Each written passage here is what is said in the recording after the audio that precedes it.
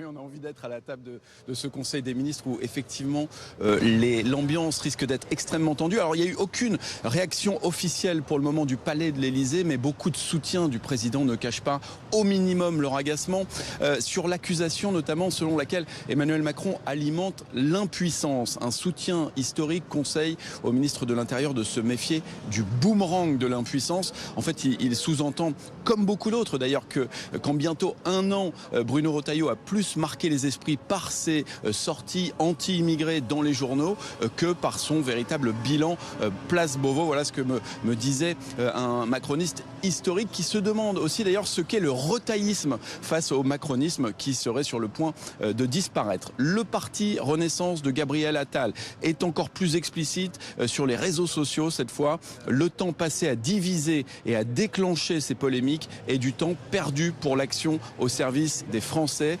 Être membre du gouvernement est une responsabilité qui ne tolère ni les provocations ni les petits calculs politiques. Voilà ce qu'on pouvait lire hier soir sur X. Et puis à propos de calculs politiques, eh bien un ancien ministre, lui, imagine un possible coup de Trafalgar des Républicains.